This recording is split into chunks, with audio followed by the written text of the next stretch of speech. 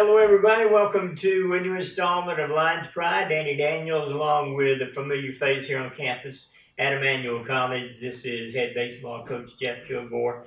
Coach, we have not met. I appreciate you doing this, and I really enjoy watching your team play this year. Well, I appreciate that. I'm glad to be here. Good. Tell us about your background. How'd you end up at Emmanuel? Well, I played here for 4 years under Coach Jones, Robbie Jones. Yeah. And then after leaving, I went to grad school at North Georgia and was a graduate assistant here under Aaron Brister. Mm-hmm. After that, I went to Westall High School for a year and then on to Abraham Baldwin Agricultural College. 2 years as an assistant coach and then 1 year as a head coach. How'd you like coaching high school ball? I didn't like it. Too many parents. Yeah, and I was actually coaching the JV, so the skill level was different. Yeah, I can imagine. So, all right, let's talk about this team. You ended up one game under 500, finished strong. I got the stats here somewhere. Finished on a streak where you won 6 out of your last 7. Why? Did you put things together late? This team, for some reason, their last couple of years has been a second half team, which is good. You want to play good going into the postseason. Right. So, if you can be hot at the end of the year, that's what you want. So, okay. I don't know if it's the way that we practice, or they still have energy left at the end, or if they just get excited when it gets warm. I don't know, but they do play well at the end. Called motivation. That's coaching. That's what good coaches do. They motivate you. Got off to a pretty good start, then you ran into a little problem. Can you explain why you went through that 10-game losing streak? We played right out of the gate in conference. We played Belmont Abbey and North Greenville, and those are the 2 top teams in conference. They're both ranked in the top 10 in NCAA Division II baseball. So they humbled us really quick, but we bounced back and had a pretty good season. Did you take anything out of that you could use as a positive, maybe? I think so. We competed in those games, and they were pretty close games. And so, moving forward, we know what we need to be a competitor in this conference. Speaking of that, talk about your strengths and weaknesses. What did you like about this team, and what do you still need to work on? We had different strengths throughout the year. We would pitch well for a time, and then we would hit really well. And one thing we really need to shore up is our defense. We struggled a little bit defensively. We had some injuries and had to plug some guys in here and there, but those guys have stepped up and they've ended up doing a pretty good job filling in. But if we could shore up our defense, I think that would really help our team. It's having a pretty good ERA? No. Okay. So, defense doesn't help that at all. Right. Well, we would have some games where we would shut people out, or we'd give up 1 or 2 runs, and then we would have a game where we kind of imploded a little bit. So a little more depth on our pitching staff, I think, would help. How about the experience or leadership-wise? Did you have anybody step up when the team was going bad and try to help you and the coaches get back on track? Yeah, we have 10 seniors this year. We have 12 juniors, so we're an older club. So, the guys, they hold each other accountable. They're a really close group, and they believe in one another, lean on one another. Mm-hmm. So they struggle together, and they're there. They're pulling in the same direction, and I think that's a good thing. Is high school ball pretty good around this area? It is very good.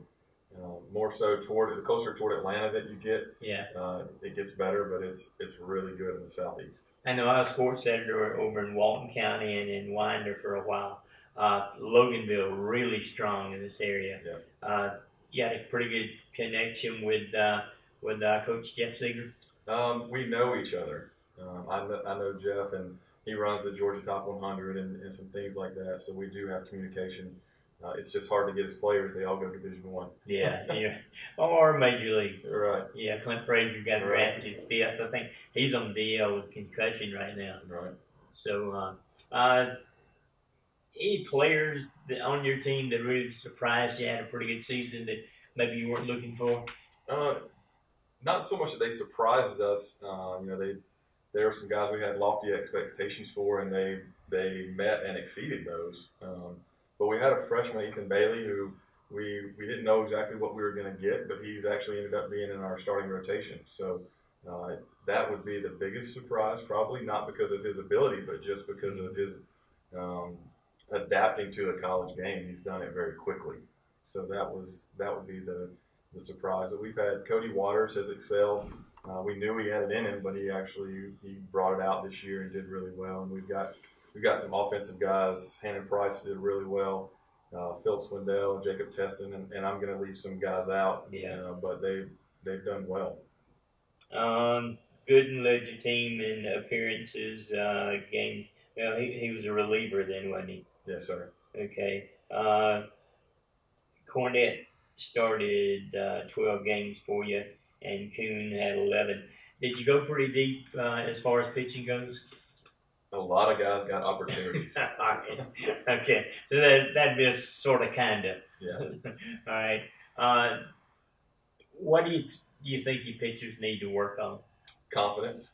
Yeah. When they practice, they do extremely well, and just their ability to translate that in practice to game. They have the ability, they have the skill. They just need to believe in themselves. You talked about the 10-game losing streak early in the season. You played some really good teams. Was there any team on the schedule that you played well against that maybe you didn't expect to? Well, we expect to win every time we go out, right. But we played exceptionally well against Erskine, especially offensively. They have one of the top ERAs in the conference, and we hit against them really well. And then our pitchers did a good job and gave us a chance to beat them. So we took 2 out of 3 from them and almost swept them. So that was good. All right, team chemistry, and I know we talk about baseball, my favorite sport, so I can talk about this all day. I was on the first ever college baseball team at Francis Marion University back in 1903 or whatever it was. And it was a long time ago. Team chemistry. You talked about some leaders. Did your kids get along? We have very few issues with animosity amongst our team. Good. Our pitchers are kind of a group because they practice together, so they're tight knit, and then our position players are tight knit. But there's a lot of crossover in that too, and I think they all understand we're trying to achieve a common goal. Yeah. So, but you can see them when they're out, on campus or whatever. There's going to be 5 or 6, 7, 8 of them together, and then if you catch them off campus, there's a bunch of them together. So it's a pretty close group. Yeah, jealousy can run through a roster and really kill you. Yeah. So it's good when they get along. Yeah. Talk about your assistant coaches. I know you get all the credit and all the blame, but if you don't have good assistants, you can't have a winning program. Correct. Yeah, we have 2. We're blessed. I have Matt Robinson, who's been with me for 4 years, and then our pitching coach, Brandon Hennessy. This is his first year, and those guys work harder than anybody I've seen. They do a great job out on the road recruiting, calling people, recruiting, and then when we get to practice, they're working hard to make sure our team's prepared so that we can win. If it weren't for them, we would be in a different place. Mm-hmm. It's a true blessing to have 2 guys that want it as bad as I do. I know I've been in the press box, and already you got a board in the press box with kids you're talking to and recruiting. So recruiting is a year-round sport, isn't it? It is. Not a sport, a year-round. It's not a chore. Endeavor. Yes. Yeah, endeavor is a good word. Yeah. So you never stop recruiting. Never. Even if you think you're full for a class, if there's a kid who comes along that can help you, mm-hmm. you find out a way to get it. So it's really difficult, especially with our season coinciding with the high school season. Yeah. Being at the same time, it's a challenge to get out and see them. And the way that Georgia has set up their schedule now, they play on Tuesdays and Fridays just like we do. So it's a real challenge. But if we need to go see a kid, we just figure it out. But if you're not recruiting, you're not winning. Okay. Are there rules like in football where you can only see a kid so many times? There are regulations with the NCAA that make it even more challenging, but we know those guidelines and we try to stick to them. Yeah, we want to get a violation and hurt your recruiting in that way. So, but it's especially since there's very familiar with Lake Point Perfect Game Complex. No. Well, there's a huge complex in Georgia, just the other side of Atlanta, and there's tons of games that go on there during the summer. So we can go and we can catch a bunch of kids from all over the nation, all in one spot, kind of in our backyard. So that's a positive. Parents want their kids to play all season long. Is that a good thing or not? I don't think it'll hurt a position player because Yeah. you're not going to hurt yourself if you swing year round. Right. We don't even let our pitchers go play summer ball because we feel like, man, you've pitched a lot during the season. You need to take a break. I'm a firm believer there's only so many bullets in the gun. And if you're out there throwing all the time and never resting, you're going to lead to issues.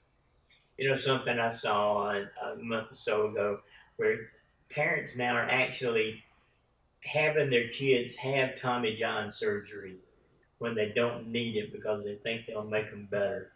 Is that stupid or what? Ludicrous. That's insane. It's got to hurt. I mean, and the doctor says it's not going to make you any better. It maybe make you live up to your potential, but that is so dangerous. I'm not a doctor, but it's not the surgery that makes you stronger or makes your arm better. It's the rehab associated with the post-surgery. So you go through all these strenuous activities and band work and all those things to get you back strong so you can go back and compete again. And so what we try to do, and Coach Hennessy is implementing now, is we want to have them go through a modified Tommy John rehab program so that they can get that strength and gain that stability in their arm so they don't have to have the surgery to get the benefits from it. So it's not I think the misconception is it's not the surgery that makes your arm stronger. It's all the hard work it takes to get back to full health. And a 15 or 16-year-old is going to come back quicker than he should usually. Right. Because he misses it so much, and Daddy wants to see him out there on the field. So it's just got to kill him. Yeah. How do you sell a manual baseball when you go out recruiting? I sell it because I went here and I love my experience here. I love my time here as a student athlete, and we're fully invested in our program. So it's easy to sell something that you care about and love. We sell our vision for the future. You know, when I first got here, we had a couple of rough years, and you know, hopefully we're getting over that hump to where we can start competing for conference championships. And that's what we sell. The improvements that we made to the facility, you know, just to be able to tell kids, hey, we are on the rise. And people want to be. I think people want to be associated with that. They want to be associated with something that is progressing and moving forward. You talked about improving the facilities. High school and college coaches don't get coached. You do a lot of raking and grass cutting and stuff like that. People don't realize that. Right. Yeah, we cut our own grass. We just bought a reel mower a couple of years ago. So Coach Robinson loves to cut grass, and I let him because I don't love to cut grass. But yeah, we take care of the field. Our grounds department helps out when we ask. You know, anything that we need, they do a good job of stepping in and lending a hand. But we've been able to do a lot of things with our facility. You know, some upgrades that were much needed. Yeah. What do you got coming up this summer? Well, our left field wall, as you know, is very, very short. Yeah. It's 282 feet from home plate. So the plan is to remove the dirt that's behind it and move it back to 315 feet. So we're hoping that we can have that done by June 1st. Why the difference in wall height as you go around the outfield? Because of the distance of the fence. Okay. Yeah. In right field, where the fence is probably 7 or 8 feet high, it's 390 feet from home plate. And then in left field, it's 350 feet. So just trying to, if we couldn't go back, we wanted to go up. So hopefully to hold some balls in the park. Did you have enough, as much power in the lineup as you wanted to? We eclipsed last year's home run total probably 60% of the way through the season. Yeah, we've increased our power numbers dramatically, and a lot of that's attributed to our guys growing up, bringing in the right kids that have that power, the power potential anyway, and then we've changed some mindsets of our guys. Not necessarily to go right in line with the major league concept of trying to lift and hit home runs, but trying to understand who they are as a hitter so that they have the ability to hit doubles and home runs. I was going to ask you about that. Do you lift weights a lot in baseball? We do, but it's baseball specific. Yeah. You know, we work on functional mobility. Yeah. We want you to be able to be aware of your space, but we need you to be strong. We need you to be able to last through the season. I mean, 50 games that's a long season. Yeah. So, you know, especially compared to high school where it's 26 games in regular season, and you know, you can see that the freshmen. Physically, they're okay because of our fall program, but mentally, they start to decline about probably 25, 30 games in. But yeah, we do strength training. Coach Robinson is actually our CSCS person on staff for the entire athletic department, and we're fortunate enough to have him in our program. So he does a good job with our weight training. I think Tiger Woods finally figured it out. I mean, he went through a SEALs training thing all year long, building up his body, which didn't help his golf game at all. So you got to be particular about what you do in the weight room, right, to help you become a better baseball player. Right. Yeah, it's very sport specific. Yeah. I think even back when I was in high school, which was we won't talk about it, but you know everybody did we did football workouts. Everybody, you know, you did squats and you did bench press and you just the major lifts that football players are doing. And the reality of it is, there's nothing that you do in baseball that resembles a bench press. Mm-hmm. So, you know, not that we don't let our guys do it, but that's not one of our main things. It's not to throw around a bunch of weight. It's to get baseball strong, get explosive, because everything in baseball is centered around explosions. Yeah. So. I wasn't always old and fat. In high school, I played some ball, played some in college. We talked about, but we didn't have spring football practice. So in baseball, the baseball coach was also the football coach. We would run bleachers, but he would have us with our gloves under our arms like football, running up stadium steps. So I guess you got to multitask sometimes. Right. All right. Jeff, I appreciate your time. I look forward to next season. You finished up one game under 500. You're building this program like you want, and Manuel's really fortunate to have you. Well, I'm glad to be here, and thank you for your time, Dan. All right. That's Jeff Kilgore, the head baseball coach at Emmanuel. We'll see you next time.